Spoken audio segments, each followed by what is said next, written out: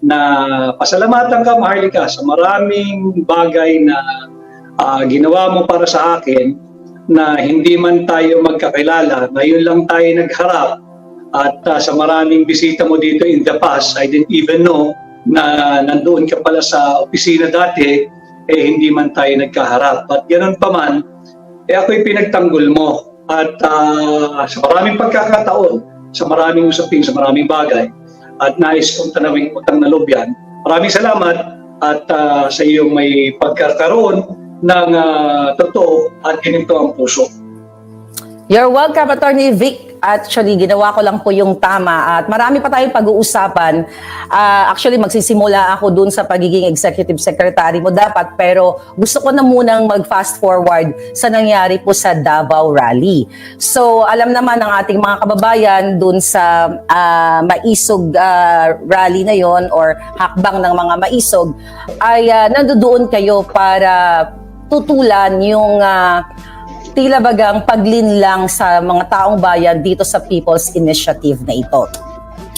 Unang-una po, ano ba dapat talaga ang ginawa ng ating mga lingkod bayan, ng mga taong gobyerno, yung approach dito sa People's Initiative na to, o yung pagbabago ng ating batas o ng ating konstitusyon o yung charter change?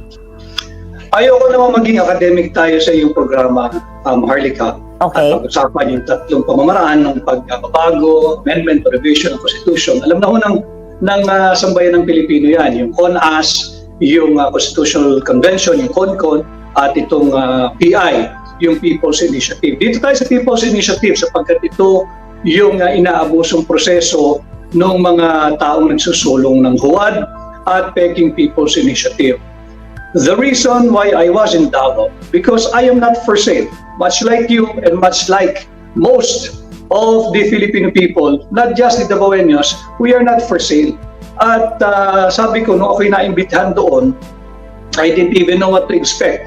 I didn't even know that I will be asked to give my message or speak in front of the many people who attended. Hindi lang ho Davaoenos yun, yung Leaders Forum. Yung po ay iba't ibang leaders na nagmula sa iba't ibang panig ng ating bansa. Kaya tayo nagre-react sapagkat ang kaluluwa o ang soul of our nation is the Constitution. If you tinker with the Constitution at linalapastangan nyo ng harapan at binibigyan nyo kami ng bastardong People's Initiative, hindi tayo dapat bastang manahimik. Labanan natin dahil ang layunin lang naman nila hindi mapabuti ang kalagayan ng ekonomiya at ang buhay ng mga Pilipino.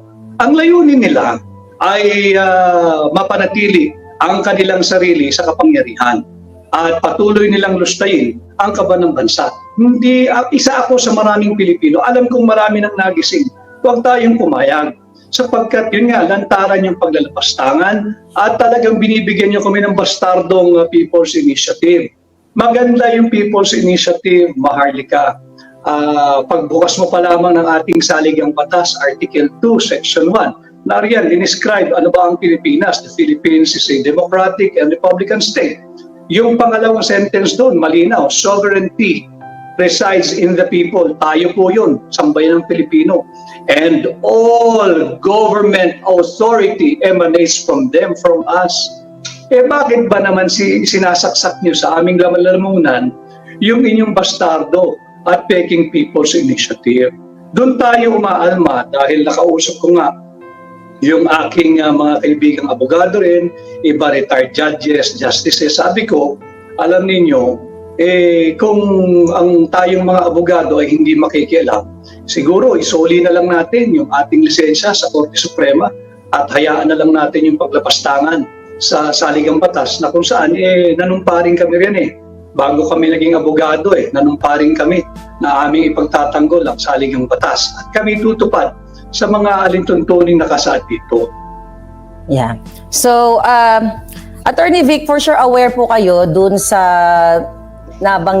in-expose din actually ni Senator Amy, the presidential sister, na ang Speaker of the House ay nagbigay o nangmudmod ng 20 million sa bawat mga kongresista na nagsusulong nitong People's Initiative na ito. Ano pong masasabi niyo doon? Yun ang matindi yung revelation na yun ni Senador Amy at siya very very positive na may mga nag-report nga sa kanya. Ang akin naman, ang nagsusumbong sa akin, yung iba't ibang mga tao na kasalamuha ko nga nung huling halalan, napunta ako nasa iba't ibang probinsya, iba't ibang munisipyo, nagsasabi na sila'y binabayaran, may 100, may 500, kung saan-saan lugar, anong gagawin namin? Ako, sige, kunin nyo, pero huwag kayong pipirma. Hindi ba? Dahil yung perang yan, galing din naman sa kaban ng bansa yan eh. Kung binibigay sa inyo, kunin nyo. Pero wag niyo isusuko yung inyong kasarinlan at yung pagiging yung digdigan din nyo bilang tao. And not just the enablers maraming enablers tong peke o huwad na People's Initiative. Hindi lang yung mga kongreso o yung mga miyembro ng LGU na nagtutulak dito. Meron ding isa, yung Commission on Election. Kahapon ay nagpahayag sila at nabasa ko sa pahayagan ngayon na they are putting on hold indefinitely yung pagproseso ng mga pirmang sumasampa sa kanila. Wag po tayo magpapalit lang dyan sa pahayag na yan ng chairman ng COMELEC na akin rin naman nakasama dati si Chairman George Garcia. Hindi ho kayo hero dahil pinatigil ninyo indefinitely, suspended indefinitely yung proseso nung pag-verify ng pirma. Ginagawa mo lang yung dapat ginawa mo nung simula pa lang. Sapagkat Maharlika, 1997 case nung kay dating Senador Miriam Defensor Santiago, umabot yung unang kaso ng People's Initiative. As early as 1997, the Supreme Court already enjoined the Commission on Election from entertaining any and all petition on initiative to amend or on amendments to the Constitution. At yung TRO na yan ay matagal nang naging permanente. Dapat nalalaman mo yan bilang pinuno ng COMELEC. Pero nagpagamit ka din pinoproseso mo pa yung mga pirma Pwede ka bang mag-determine ng totoong People's Initiative based on signatures? Malinaw din, Maharlika, doon sa naging decision ng Korte Suprema sa dalawang kaso, yung 1997 case nung kay dating Senadora Miriam Defensor Santiago at the most recent one, the 2006 case, kaibigan ko rin ito, yung petition naman ni Attorney Raul Lambino. Sinabi ng Korte Suprema na yung ginagamit ninyong batas, hindi yan yung batas na kumikilala sa initiative and referendum pagdating sa pag-amenda sa Constitution. Sinabi na ngang itigil ninyo sapagkat there is no enabling law. Ginagawa pa rin ninyo at marami silang dapat ipaliwanag, pati yung Commission on Election, yung 70 billion insertion na kanilang natanggap ngayon 2024 budget. Saan nila gagamitin yung 70 billion? Para daw sa plebisito. Imagine ninyo mga kababayan, hindi pa tumatakbo yung proseso ng initiative, may pondo na para sa plebisito. Sabi ko nga sa panayam sa akin kahapon, kumbaga sa criminal case, itong ginagawa nila premeditated. Talagang aggravating, talagang winawalang hiya tayo at hindi tayo dapat pumayag.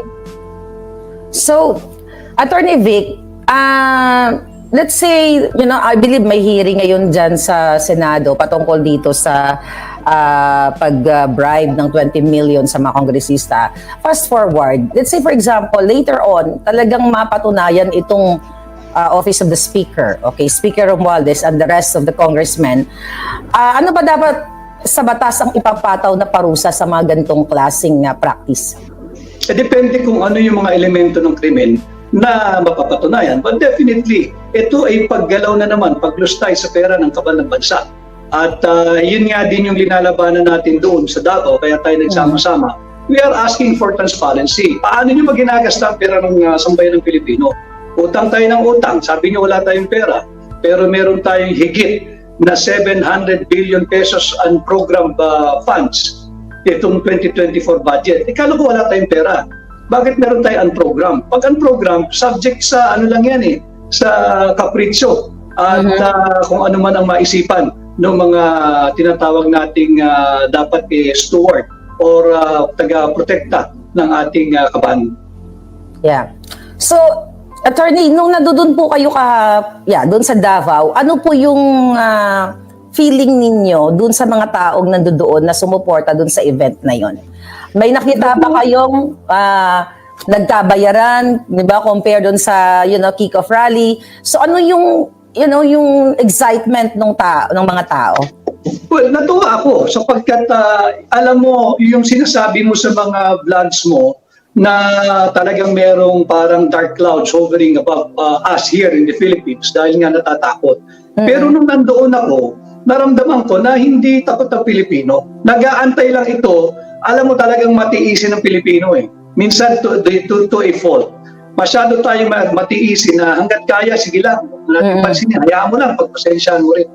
At kaya lang, they have pushed the envelope too far na naantig na ang Pilipino na teka muna, linalapastangan nyo na kaming harap-harapan. Ngayon naman gusto niyo yung saligang batas. At alam naman ang layunin, huwag na tayo magpaikot-ikot pa. Ang layunin, mapanatili ang kanilang sarili sa gobyerno, sa kapangyarihan, sa pamahalaan. Buti sana kung magaganda yung ginagawa hindi.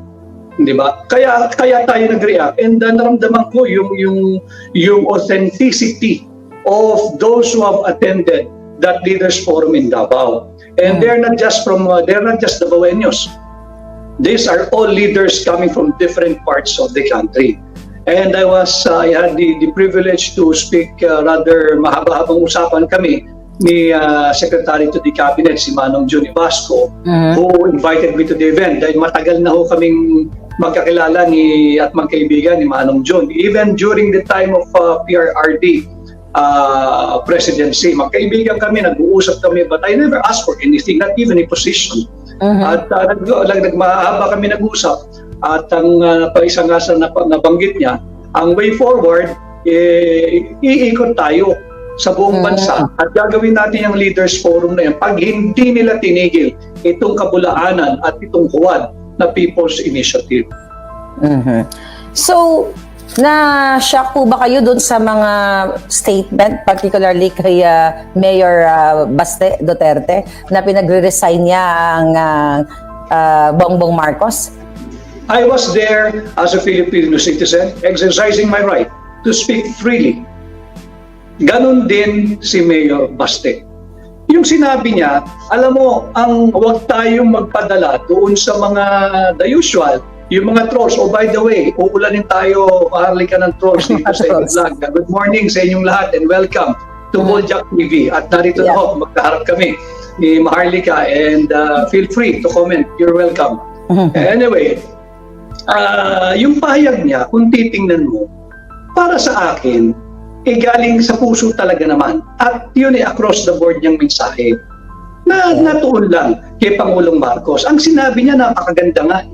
Kung wala ng pagmamahal at aspiration, ang isang leader, take away the personality, ang isang leader sa kanyang pinamumunuan, sa kanyang dapat pinaglilingkuran, the honorable thing to do is to resign. And that applies to him as well, to Mayor Baste. And I think alam din niya yun. Pag wala na siyang puso at pagmamahal at aspiration para sa mamamayan ng Davao City, I think yun din ang gagawin niya, mag-resign na lang ako. At yun din ang naging panawagan niya. Kaya I don't find it disrespectful. In fact, I find it very authentic at sinasabi lang niya yung nararamdaman at nasa puso nung higit na nakararaming Pilipino na kinokontra ngayon ng mga nasa pwesto dahil nga siyempre yung kanilang naman lip service lang ay nabastos mo si Pangulo, etc. Dahil siyempre, gusto mo pang mapanatili kung ano man ang posisyon mo sa pamahalaan. Doon naman po sa statement ni, yun ang hanggang ngayon hindi ako makamove on doon sa statement ng dating Pangulong Duterte, yung revelasyon niya actually ng si Bongbong Marcos ay nasa listahan nga ng narco list. So, nung narinig niyo po yun, ano yung unang pumasok sa isip niyo at ano yung naramdaman niyo? Actually, wala na ako doon nung nagtalumpati si Pangulong Duterte because I have a plane to catch sa Manila at kumbaga last call namin is 8 p.m. Otherwise, magiging parang kaming chance flight or chance passenger, hindi alam kung makaka-uwi at kung anong oras. So, nasa aeroplano lang kami, Davao is like 2 hours and 15 kami yung aming lipad. Pagka-landing na lang namin, doon ko na lang nakita yung mensahe nga ni Pangulong Duterte at it's all over the social media. And sinabi naman niya, he laid down the basis for his statement that he was shown a report. And that report was shown to him, I think, during his presidency. And lagi ko ang sinasabi, alam mo, pag Pangulo ka, hindi pwedeng wala kang nalalaman dahil lahat ng impormasyon papasok sa iyo. And kung yun ang naging basihan niya ng kanyang pahayag na yun, rinerespeto natin yun. Dahil sinabi niya, pinakita sa kanya, basa niya mismo at nakita niya. But outside of that, I don't think I have any competence to comment on it. So, bilang kaibigan po ni BBM, for 6 years, ipinagtanggol niyo siya. Kayo talaga tagapagtanggol, kayo yung visible May mga pagkakataon po ba na narinig niyo lang sa mga tao na nakapaligid sa inyo na itong dati niyong sinuportahan ay gumagamit nitong pinagbabawal na gamot? Narinig niyo ba, kahit yung usap-usapan lang sa mga Kung gilid? narinig, Maharlika, I don't think ako lang kung nakarinig. In fact, that is also one of the rallying point nung aming nakatunggali noong 2022. Hindi ba lahat ng malisyosong balita patungkol sa bagay na yan, inilabas nila But I am also a part of yung nagpaliwanag dahil nga meron kaming ipinakita noon na negative result nung siya ay nagpa-test diyan sa drug use. So hanggang doon kaya kong magkomento, but other than that I don't think I am I am competent like most of us to comment on it, unless of course he or she or we may have been shown something, a document or a proof. But other than that, I think nasusubaybayan mo rin yung aking ibang interviews since then. Yes. Hindi talaga ako sumasagot sa isang bagay na wala akong kinalaman. Okay. Kasi marami pong mga nananawagan sa ating social media na parang challenge nila si Bongbong Marcos na magpa-test, magpa-drug test. Mayroon nagsasabi pa nga po is live or doon sa independent clinic or independent hospital na talagang walang bias. Would you encourage, that kind of thought sa presidente ngayon? Nagawin niya para ma-clear lang siya? Well, napakahirap talaga nung kalagayan ngayon ng Pangulo sapagkat dating Pangulo rin ang mismo nagsabi sa kanya at yung Pangulong yun yung kanyang pinalitan. So, wala na ako dun, Maharlika. So parang mahirap namang pag-isipan ko pa kung paano niya dapat naharap yun. Di ba? So siguro kung nandun ako, I'll think of a way on how to best address the issue. But since I'm out of it, mahirap naman na i-burden ko pa yung sarili ko sa isang bagay na baka sabihin assuming pa tayo. Yeah. Pero kung kayo po, let's say for example, may nagcha-challenge sa inyo na magpa-test ka kasi... Lahat ng klaseng test gagawin ko. Kunyari, inakusahan mo ko. Ako yung pakita, sabay tayo. Basta ko anong test ko, test mo Yes. I love that. Sabay tayo, hindi pwede. Hahawakan pa kita sa kamay, halika dito tayo sa next laboratory. Tapos doon tayo sa next. Para talagang transparent. Wow, that's a good answer. Thank you for that, Attorney Vic.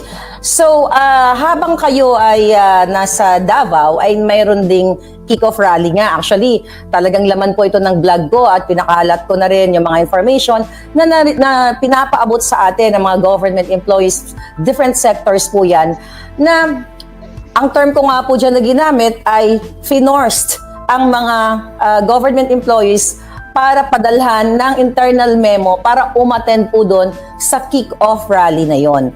So, kung kayo pa rin ang executive secretary ni Bongbong Marcos, papayagan mo ba siyang gawin yon?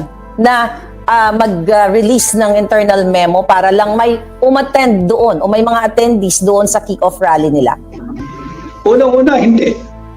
Dahil uncalled for. It's the first time that I have seen and heard of just to ensure maximum attendance to a government-led rally naging whole of nation approach. Hindi ba? Ang whole of nation approach dapat in combating inflation, in combating smuggling, in combating graft and corruption, in combating the problems on drugs, in combating smuggling.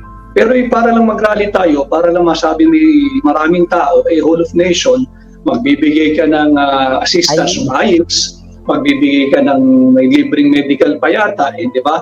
May libreng transportation to and from, mabigat yun dahil syempre napipilitan na lang, dami kong kaibigan sa gobyerno napipilitan na lamang dahil nga compliance at livelihood and their personal economy is on the line. Baka naman matanggal, masuspindi, meron pang earned leave credits Yung pumasok, yung nag-report nung Sunday, pumili ka kung anong araw mong gusto mag-leave ng Monday to Friday. In fact, I spoke with one of a ranking official of this administration now. Piniro ko nga, total, nandun ka naman ng linggo. Kako pare ang gawin mo, mag-leave ka ng February 8. Kasi February 9, holiday dito for Chinese New Year. Nakabakasyon ka ng mahaba-haba. Yun talagang happy, very long weekend. Tatawa na lang kami. But yun ang sitwasyon. Napipilitan sila, naobliga sila para lang nakakahinayang. Dahil marami ka, alam naman natin lahat. Alam din nila yan. Pagpapalit lang ng logo yan Yun nga po, doon sa kasi nakamonitor po ako Davao and Quirino Grandstand. So, yun nakita ko more on talagang mga performers, parang variety show actually So, ang tema kasi, based doon sa kalat ng presidential communications, yung pinapatid nila, yun daw po ay usapin doon sa kick-off rally nila para pag-usapan ang economic progress o paano din maiparamdam sa taong bayan na ang gobyerno ay may bagong Pilipinas. Kumbaga, parang ang sinasabi nila, ang pamunuan ni Bongbong Marcos ay talagang bagong Pilipinas na. So gusto nilang masama yung taong bayan na inimbita nila doon na maramdaman yung bagong Pilipinas. So kayo dyan po sa Pilipinas, meron ba talagang bagong Pilipinas? Wala, bago yung logo. Logo. Yung logo lang ang nagbago. Yung slogan lang ang nagbago. Hindi naman tayo killjoy. Of course, gusto natin na mabago ang Pilipinas. Kaya nga kami nangampanya ng mahigpit Kaya nga kami nagtrabaho ng todo Dahil umaasa kami na talagang pagbigyan at pinagpala ng mabigyan ng mandato, gagawa kami ng tama at gagawin namin ng matiwasay yung aming trabaho. Yun talaga, I was full of hope nung aming ginagawa yung campaign at nung kami umiikot. At ganun din nung mga unang araw ng administrasyon. Pero kung sasabihin may bago, walang na bago. Just tingnan mo, magmaneho ka araw-araw sa EDSA. Hindi nagbabago traffic lalong bumibigat. Hindi rin naman kasalanan ng kasalukuyang administrasyon o kasalanan ng iisang administrasyon. Mahabang proseso, maraming taong problema ito at maraming taon din dapat sulbahin. Pero hindi nga na-actionan na in fact, may isa pang report na international report na napulaan ng Pilipinas na pinaka-traffic daw na metropolitan city at nag-react naman yung mga kinaukulan na hindi raw totoo. Kinakailangan para maging effective ka and efficient sa pag-solve ng problema, magkaroon ka naman ng humility at acceptance. Tanungin mo na lang yung araw-araw nagko-commute. Hindi ba? Ang EDSA, yung dulo-dulo niya, ilang kilometro lang. But for you to navigate it from end to end, you need at least 1.5 to 2 hours. Kung ikay nasa sasakyan. Yeah. So, ako po kasi ang dami ko din syempre na tatanggap ng mga mensahe na ang purpose talaga, ayon sa aking puting ahas, yung kick-off rally na yon ay para ipakita sa mamamayang Pilipino na popular o malakas pa si Bongbong Marcos at yun ngang naganap na kick-off rally ay parang pangangampanya. Ano po ang take nyo doon sa mga nagsasabing ganon? Well, parang ganun ang lumabas. Kaya lang, yun nga, parang ill-advised din naman na gawin yon dahil hindi naman na siya kakandidato Yun. At malinaw sa amin yon na kapag siya ay napagbigyan at pagkatiwalaan ng tao, 6 na taon lang to, ibuhos natin lahat ng ating oras, galing, talino, pasensya, at yung talagang drive na para pagbaba natin after 6 years, higit mas marami ang ating kaibigan at magsasabi na hindi kami nagkamali sa pagtulong, pagsuporta at pagbumoto sa inyo. That was the trust then. That's how we view things back then. And I held on to it. And that was my standard nung ako ay napagbigyan na maglingkod sa pamahalaan. Paano po ba kayo nagkakilala ni BBM? Nagkakilala kami during the VP campaign. And my VP group, campaign. yeah, Okay. where I'm the president, the Quezon City Trial Lawyers League, openly supported him. And then yun nga, pati iba kong mga kliyente na naging kaibigan din niya, tumulong din sa kanya. But unfortunately, iba yung naging outcome. At siguro, for whatever reason, napagkatiwalaan naman ako na tumulong din sa kanyang election protest. Yun, nagtuloy-tuloy na nga. Hanggang sa nagpaplano na kami na kakandidato sa bilang Pangulo ng 2022. So, Attorney Vic, syempre controversial talaga yung nangyari sa inyo nung kayo pa ay executive secretary. So, simula po ba nang wala nang umalis kayo sa, kay BBM o nilisan nyo ang kanyang administrasyon, nag-reach out po ba siya sa inyo or nag-ask man lang ng advice, or anything na tinawagan ba kayo o kinumusta kayo since you left? Ang huling usapan namin ay matagal na, September of 2022 pa. Because I left my office September 16 and nakapag-usapan na rin kasi nga kahapon may panayam din sa akin yung isang lady report. So sinabi ko sa kanya, alam mo, huwag mo masyadong pinagpapatulan yung chismis na narinig mo. Sa inyong programa, live, sinabi ko sa kanya, hindi ako naalis, hindi ako tinanggal. Ako mismo umalis at ako nag-resign. At malinaw sa akin yan, malinaw sa kanya yan. Huling usapan namin, I think, nung bumalik siya from yung unang biyahe niya sa New York, yung sa UNGA, General Assembly, I think September 25 or 27, that was a Wednesday. I get a call na gusto nga raw ako makausap ng Pangulo. Although sabi naman niya, hindi, mag-uusap pa tayo pagbalik ko. Kasi ako sinabi ko rin naman nun, okay lang sa akin, kapag hindi ako nagmamadali. Gusto ko rin magpahinga dahil Maharlika, alam naman, lahat na pati yung mga nandiyan pa sa gobyerno ngayon nakasama namin, na ako lang ang hindi nagpahinga sa amin eh. Immediately after the campaign, kanya-kanya na silang iskierda, bakasyon, okay lang yun. But I have, marami siyang inuto sa akin at marami kaming mga plan at gagawin. O sige kako, of course, hindi naman akong nanalo di ba? Kako boss, ikaw dapat magbakasyon. You deserve it dahil itong 6 years na to, wala na tayong bakasyon. Pupukpok tayo ng trabaho. So 25 or 27 of September, nag-usap kami. And okay naman yung usapan namin. Sabi ko, I'll just take my family to a vacation. I owe them big time. So sabi, sige, where will you go? Well, I intend to bring them to France. Sabi ko, saan doon? Maganda doon. Kako, saan pa? Di sa Disneyland. Napunta na namin yung Disneyland sa iba't ibang lugar. Doon na lang hindi. But nagbago yung plano namin.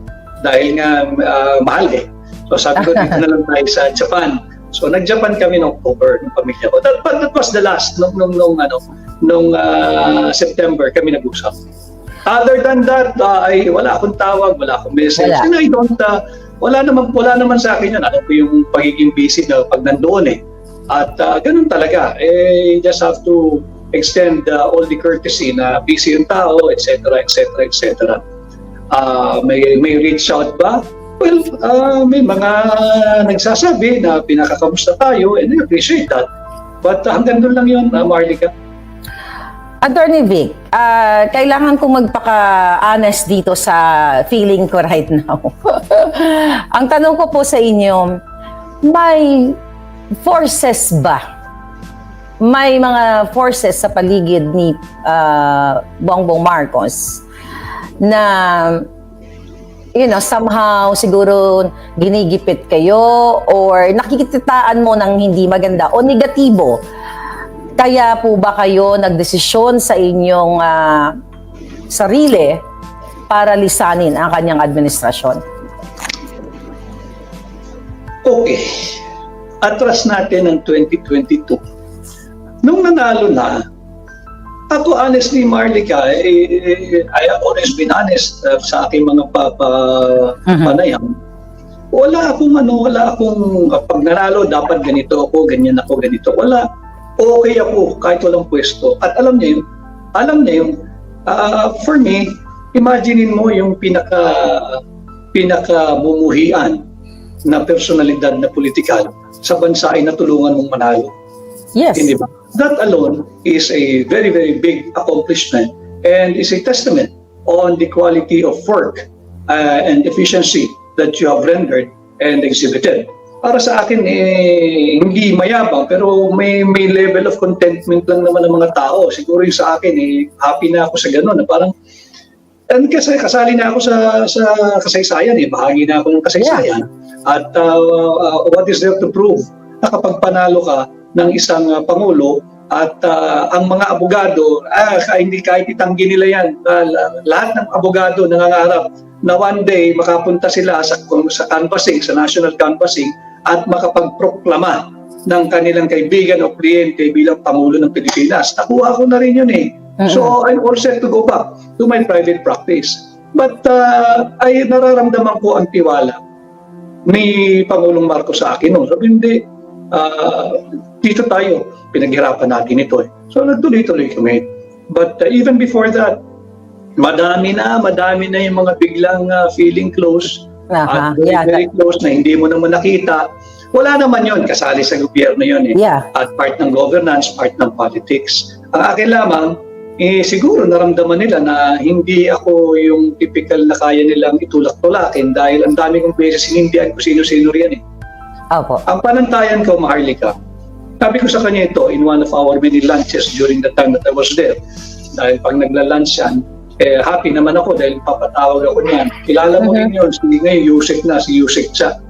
Pinatatawag po kayo ni PBBM, dito rin po kayo mag-lunch. And I also take that opportunity na ito ho yung mga nangyari today, this morning, ito po yung corruption, ito po yung ganyan, the usual. And openly nakakapag-usap kami. Ganun naman talaga ang relasyon dapat ng Pangulo at ng Executive Secretary regardless of who is the President and who is the Executive Secretary. Kailangan very open dahil you're running the governance and the country. So marami ako nakitang ganun, marami rin ako nahindihan at naramdaman ko na may tulak. Sabi ko nga ang daming nagka-counterflow, Maharlika hindi yun yung direksyon na tinahak natin. Kasama ka doon nung kampanya. Wala naman tayong mga big names na kasama nun Hindi ba? Ang kasama natin yung ordinaryong Pilipino, yung Grab driver, yung angkas driver, yung taxi driver, yung mga sundalo, yung waiter, yung vendor, yung jeepney driver, yung maliliit. Yun ang bulto ng boto ni Pangulong Marcos. At sabi ko sa sarili ko, hindi pwede. Itong mga ito, yung mga feeling close, feeling siga at nagsisiga-sigaan na entitled, kaya kong hindihan yung mga yun. Yung intriga nila, kaya ko yun, kasali yun Yan, di ba? Yung mura nila sa tapag nakatalikod ako, kaya ko yung ang hindi ko lang kakayanin. Pag ang sumusumbat na sa akin ay yung 31 milyong Pilipinong nakumpinsi. And I think, hindi rin naman may tatanggi na naging malaking bahagi ako ng pangungumbensing yan. Na nagtiwala at nagbigay ng kanilang pag-asa. Hindi ko kaya yun. Why? Alam din ito ni Pangulong Marcos, kaya nga nananawagan ako kahapon pa na patigilin ito magulong politiko sa kanilang vested interest. Alam niya, ang lagi kong tinitingnan yung aking tatlong anak, maliliit pa yung mga anak ko, Marlica At ang akin, sabi ko nga, ang the best legacy really for me, pagkatapos namin noong 6 na taon, darating yung panahon, hindi ko na panahon panahon na ng mga bata, maglalakihan yan, darating sila sa pinagdaanan natin, maghahanap ng kanilang sariling identity, trabaho, at they will find their own fortune, they'll find their own wealth, they will have, eventually, they will have their own lives. Ang parang, ang na-envision ko noon, Pag yung anak ko nag-a-apply na sa trabaho at usual interview, o iba, yung isa ko gusto raw maging doktor o kung ano man, sino ang ama mo? Si Vic Rodriguez. Si Vic Rodriguez, yung dating ES. Anong ina-apply nitong trabaho? Mababa yan. Bigay mo rito yung pinakamataas na available position. Magugulat ang bata. Bakit to ganon? No. Nagsilbi ng marangal ang ama mo. At sigurado ako maayos ka rin. Dahil nakita namin sa ama mo.